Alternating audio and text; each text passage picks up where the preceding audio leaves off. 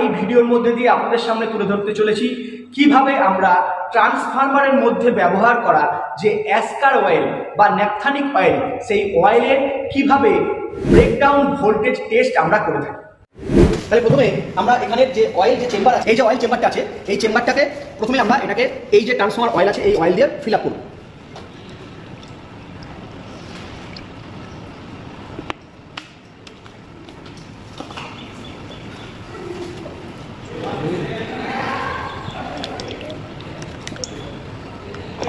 অয়েলটা কতটা অবধি দেবো, যতটা দিলে পরে ইলেকট্রোড দুটো পুরোপুরি অয়েলটার মধ্যে ইমার্জ অবস্থা থাকে, অর্থাৎ ডুবন্ত অবস্থায় থাকে। ঠিক আছে, যে এখান থেকে হল সুইচটা অন করেছি সঙ্গে সঙ্গে এখানে সবুজ কালারের ইন্ডিকেটরটা জ্বলছে, তিনটে ইন্ডিকেটর আছে। এটা এই ভ্যারিয়াকের কাঁটা যখন একদম জিরো পজিশনে থাকবে তখনই একমাত্র হলুদ কালারের ল্যাম্পটা গ্লো করবে। তাহলে হলুদ কালারের ল্যাম্পটা গ্লো করা মানে ভ্যারিয়াক এখন জিরো পজিশনে আছে। এইচটি সুইচটা প্রেস করে নিতে হবে। যেই এইচটি সুইচটা প্রেস করব সঙ্গে সঙ্গে সার্কিট কিন্তু এখন হাই ভোল্টেজ লাইনে ট্রান্সফার হয়ে গেছে। এইবার আমরা এখান থেকে এই যে ভোল্টেজ বাড়াচ্ছি, তাহলে এটা কিন্তু কিলো ভোল্ট হিসাবে ভোল্টেজ রেফার করছে। ভোল্টেজ এখনও বেড়ে যাচ্ছে, 20-র পরে 22, 22-এর পরে 24, 24-এর পরে এই যে 24 গেল, সঙ্গে সঙ্গে কিন্তু দেখলেন এখানে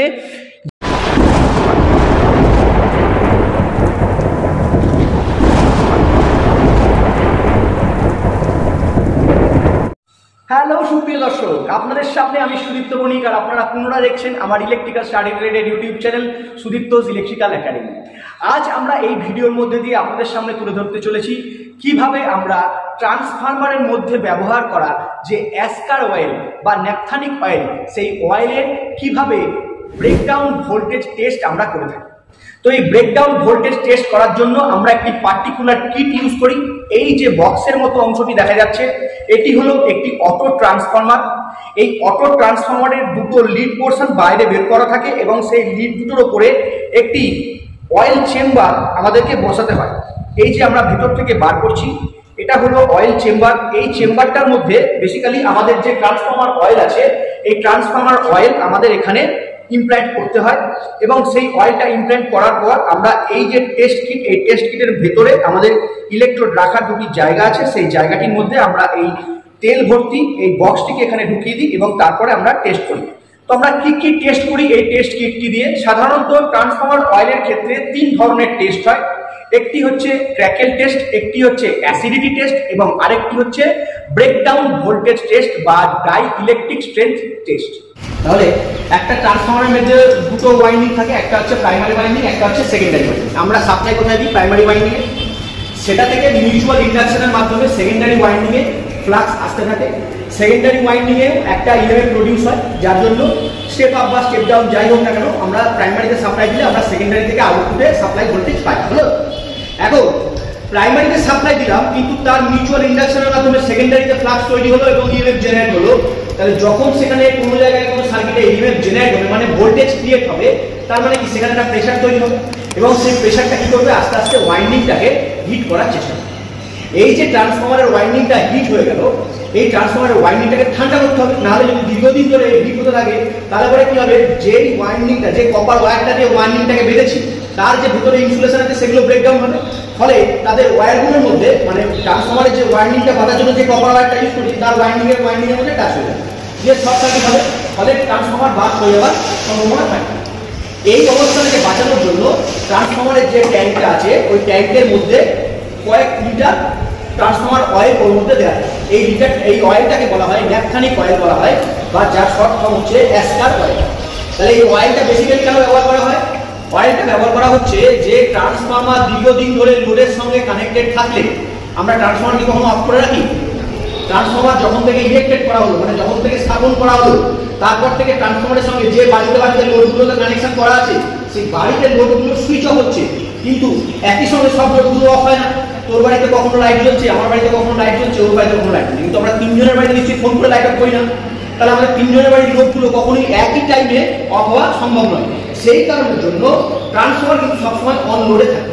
তাহলে এরকম অন লোডে থাকাকালীন অবস্থাতে ট্রান্সফরমারের ওয়াইন্ডিংগুলো হিট হবে, সেই হিটটা যাতে আস্তে আস্তে কুলিং সিস্টেম প্রোভাইড করা যায় সেটার জন্য আমরা এই ট্রান্সফরমার অয়েল ব্যবহার করে থাকি। এবার একটা ট্রান্সফরমার আমি বসেছি 30 বছর আগে একটা জায়গায় ইনভেন্টেড করা হয়েছে, মানে কোণের মাথায় বসানো হয়েছে। ট্রান্সফরমারটা 30 বছর ধরে একটা গ্রামে বা একটা শহরের একটা নির্দিষ্ট পাড়ায় বা একটা অঞ্চলে বাড়িতে বাড়িতে সাপ্লাই দিচ্ছে। এখন এই যে তেলটা আমি ব্যবহার করলাম অ্যাসকার অয়েলটা, তার তো যে ওয়ার্কিং পিরিয়ড সেটা আস্তে আস্তে কমতে থাকবে, কারণ এটা ইউজ হচ্ছে। তাহলে ইউজ হলে তার ওয়ার্কিং পিরিয়ড কমে গেলে একটা নির্দিষ্ট ভোল্টেজ আছে, সেই ভোল্টেজের মান হচ্ছে 32 কিলো ভোল্ট। এই ভোল্টেজের নিচে যদি চলে আসে তাহলে সেই ভোল্টেজটাকে বলা হবে ব্রেকডাউন ভোল্টেজ। ধরে নিলে কি বললাম ব্যাপারটা, এই যে ট্রান্সফরমার অয়েলটা আমরা ইউজ করছি ট্রান্সফরমারের মধ্যে, এর ম্যাক্সিমাম ভোল্টেজ উইথস্ট্যান্ড করার ক্ষমতা হচ্ছে 32 কেভি। এর নিচে ভোল্টেজ থাকলে কোনো অসুবিধা নেই। যখনই ভোল্টেজটাকে আমার বাড়িয়ে দেবো, তখন কি হবে, এই যে ট্রান্সফরমার অয়েলটা তার উপরে ডাইইলেকট্রিক স্ট্রেন্থ বলে একটা নির্দিষ্ট প্রপার্টি আছে মেটেরিয়ালের, লিকুইড মেটেরিয়ালের, সেই প্রপার্টিটা ব্রেকডাউন হয়ে যায়। ফলে সেটা তখন আর কুলিং সিস্টেম প্রোভাইড করতে পারবে না। মানে ওই যে ওয়াইন্ডিং এর মধ্যে আমি কুলিং করার জন্য ঢেলে গেছি, ওয়াইন্ডিংও তখন আস্তে আস্তে ধীরে ধীরে গরম হতে থাকে। তা এইটা সরকার থেকে কি করা হয়, WPSCDCL থেকে একটা নির্দিষ্ট টাইম পিরিয়ড অন্তর অন্তর এসে ওই অয়েলটাকে একটু স্যাম্পল নিয়ে চেক করে দেখে নেওয়া হয় যেটা আদৌ ঠিক কন্ডিশনে আছে কি। তো সেরকমই আমরা কিছু পরিমাণ অয়েল এখানে নিয়েছি। এই অয়েলটাকে আমাদের এই টেস্ট কিটের মাধ্যমে আমাদেরকে এক্সামিন করে দেখতে হবে যে এর ব্রেকডাউন ভোল্টেজ মানে যে ডাইইলেকট্রিক স্ট্রেন্থে থাকার কথা সেই স্ট্রেন্থে আছে কিনা। যদি না থাকে, তার থেকে নিচে থাকে, অর্থাৎ 32 কেভির আগেই যদি ব্রেকডাউন হয়ে যায়, তাহলে করে আমরা বুঝতে পারবো যে এর তেলের যে কার্যক্ষমতা সেটা কমে। এবার হচ্ছে আমাদের এই তেলটাকে মানে এই অয়েলটাকে এই টেস্ট কিট দ্বারা আমাদেরকে টেস্ট করে দেখি। তাহলে এবার মেশিনটা সম্পর্কে একটু বলে দেবো, সামনে চলে এসেছে। এই মেশিনের আমরা এখানে বেসিক্যালি 3টে সুইচ দেখতে পাচ্ছি। ফার্স্ট টগল সুইচ, দেন এটা হচ্ছে push button switch, push button type nature, এটাও একটা পুশ বাটন সুইচ আছে। এবং এই টেস্ট কিটের ওপরে দেখ একটা NC সুইচ আছে, একটা রেড কালারের পুশ বাটন সুইচ আছে। এই ডোরটা যখন ফুললি এটা অপারেট হয়ে বন্ধ হবে, তখনই একমাত্র এই সুইচটা প্রেস হয়ে নিচের দিকে দাবা অবস্থায় থাকবে, অর্থাৎ সার্কিটটা তখন চালু থাকবে। যদি কোনো কারণে এটা ঢিলা হয়ে থাকে এইভাবে, তাহলে কিন্তু সার্কিটটা অন হবে না। এটা আমরা টেস্ট করলাম যখন, তখনই তোরা দেখলি। আরেকবার আমরা টেস্ট করে এটাকে দেখাবো। এবার এখানে বলি এখানে কি কি সুইচ আছে, কি তার কি কাজ আছে। এই যে টগল সুইচটা দেখতে পাচ্ছি, এটাকে অন করলে পরে এই সার্কিটটার মধ্যে সাপ্লাই আমরা প্রোভাইড করতে পারবো। এখানে একটা ভ্যারিয়াক দেওয়া আছে, এই ভোল্টেজ এই ভ্যারিয়াক দিয়ে আমরা আস্তে আস্তে করে বাড়ালে পরে কিলো ভোল্টের মান বাড়তে থাকে। এখানে আমরা দেখতে পাচ্ছি 0 থেকে শুরু হয়েছে, 0, 80, 100, 120, 140 এইভাবে 260 অব্দি এখানে করা আছে। তাহলে আমাদের এখানে দরকার হচ্ছে 32 কেভি, 32 কেভি। তাহলে যখনই আমরা এই কাঁটাটাকে এখানে যে ভোল্টেজটা দিচ্ছি, তার ভোল্টেজটা এখানে রিপ্রেজেন্ট হচ্ছে।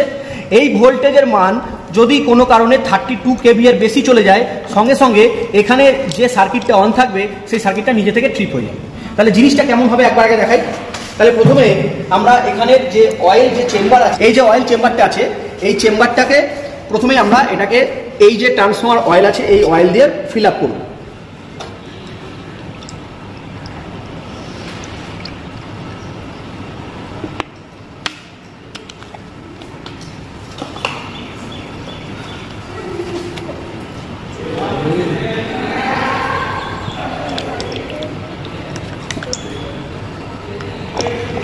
অয়েলটা কতটা অবধি দেবো, যতটা দিলে পরে ইলেকট্রোড দুটো পুরোপুরি অয়েলটার মধ্যে ইমার্জ অবস্থা থাকে, অর্থাৎ ডুবন্ত অবস্থায় থাকে। ঠিক আছে, এই যে সাইডের দুটো কানের মতো দেখা যাচ্ছে, এটাকে বলা হয় ইলেকট্রোড।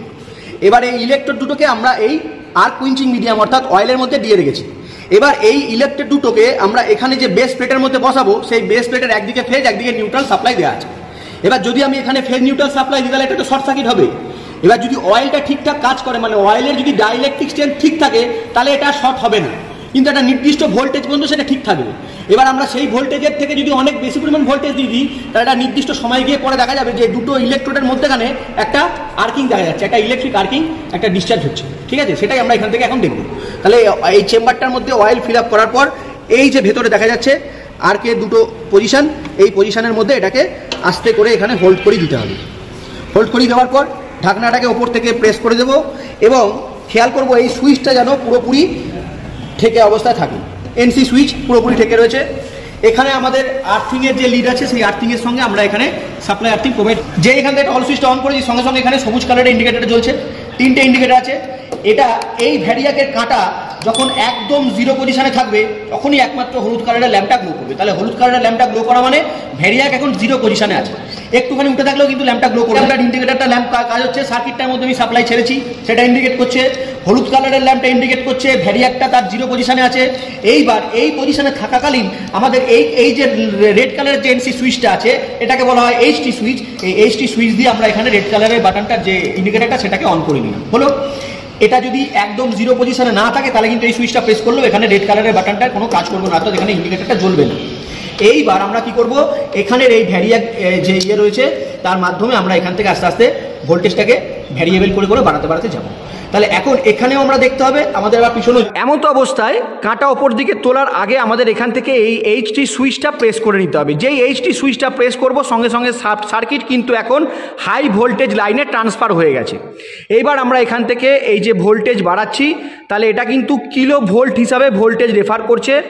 ভোল্টেজ এখনও বেড়ে যাচ্ছে, 20-র পরে 22, 22-এর পরে 24, 24-এর পরে এই যে 24 গেল, সঙ্গে সঙ্গে কিন্তু দেখলেন এখানে যে রেড কালারের যে লাল রঙের সুইচটি ছিল মানে ইন্ডিকেটিং ল্যাম্পটি ছিল সেই ল্যাম্পটি কিন্তু এখানে গ্লো করা স্টপ করে।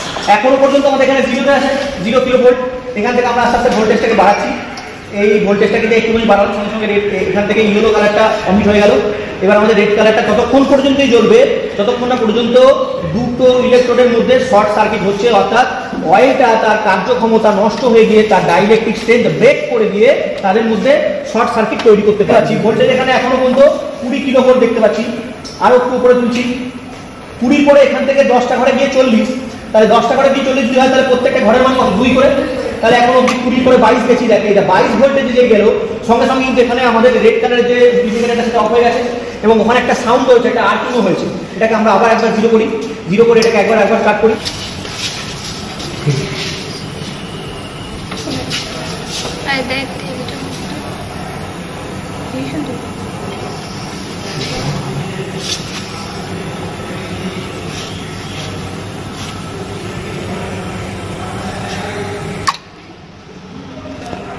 হলো, তাহলে এবার সামনে চলে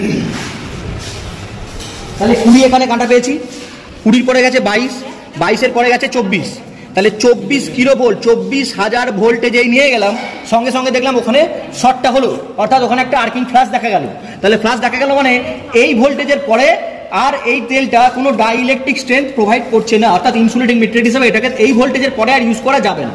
তাই ফলে এই অয়েলটাকে এখন চেঞ্জ করে দিয়ে অন্য অয়েল, নতুন অয়েল এই ট্রান্সফরমারের মধ্যে আবার ফিল আপ করতে হবে, দিয়ে সেটাকে আবার নতুন করে কাজে লাগাতে হবে। এই হচ্ছে আমাদের বিডিবি টেস্ট। বিডিবি মানে পুরো কথা হচ্ছে break down voltage test. B for break, D for down আর V for voltage. Break down voltage test, যেই ভোল্টেজে গেলে পরে ট্রান্সফরমারের অয়েলের আর ইনসুলেট করার ক্ষমতা থাকবে না, সেটা ব্রেকডাউন হয়ে গিয়ে সে তখন এই ইলেকট্রোড থেকে ওই ইলেকট্রোডে কারেন্টকে পাস করানো। এটাই হচ্ছে বিডিবি টেস্ট। বোঝা গেছে?